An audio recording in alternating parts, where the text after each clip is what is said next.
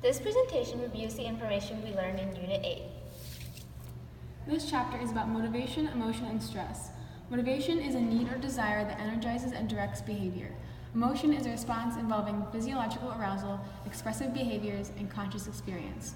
And stress is the process by which we perceive and respond to certain events called stressors. Drive reduction theory is the idea that a physiological need creates an aroused tension state, a drive, that motivates an organism to satisfy the need. For example, thirst is a drive and you drink water to reduce it.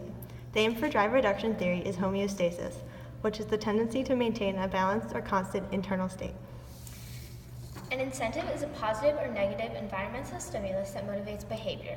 One example of this is when a food-deprived child smells the sweet aroma coming from the kitchen and receives enough of an incentive to get up and find chocolate chip cookies cooling on the rack. The hierarchy of needs was created by Abraham Maslow.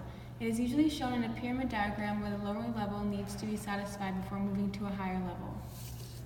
There are three main eating disorders: anorexia nervosa, bulimia nervosa, and binge eating disorder.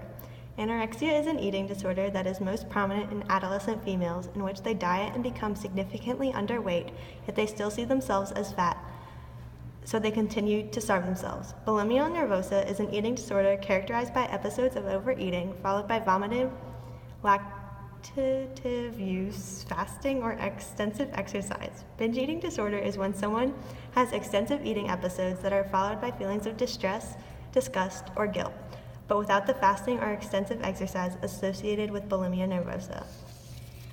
There are 4 stages to the sexual response cycle: initial excitement, plateau phase, orgasm, and resolution phase. Masters and Johnson experimented with different people to learn more about the cycle and how it works.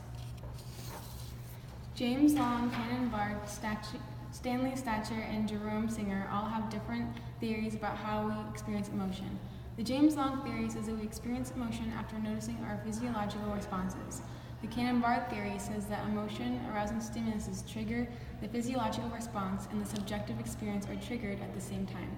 Lastly, the two-factor theory created by Thatcher and Singer says that to experience emotion, you must be physically aroused and then connect it with the cognitive label like fear or happiness. Facial feedback is the effect of facial expressions on experienced emotion. For example, if you smile, you tend to feel happier than you did before. Likewise, if you frown, you tend to feel sadder. Well-being is self-perceived happiness or satisfaction with life. It is, in essence, the evaluation of the quality of one's life. Money and physical indicators can also affect wellness. According to the feel-good, do-good phenomenon, people tend to do good when they feel good. General adaptation syndrome, or GAS, is Hans Selye's concept of how the body responds to stress. The 3 phases are alarm, resistance, and exhaustion. After a trauma, the body enters shock, which is the alarm phase. Then it rebounds and the resistance rises. After prolonged stress, the body goes into the exhaustion phase. Meyer Friedman and Ray Rosenman came up with the system to group similarly behaving people and people with similar personalities. The 2 groups are called Type A and Type B. Type A people are competitive, hard-driving, impatient, verbally aggressive, and anger-prone people. Type A people are combat ready and experience more heart attacks than Type B people.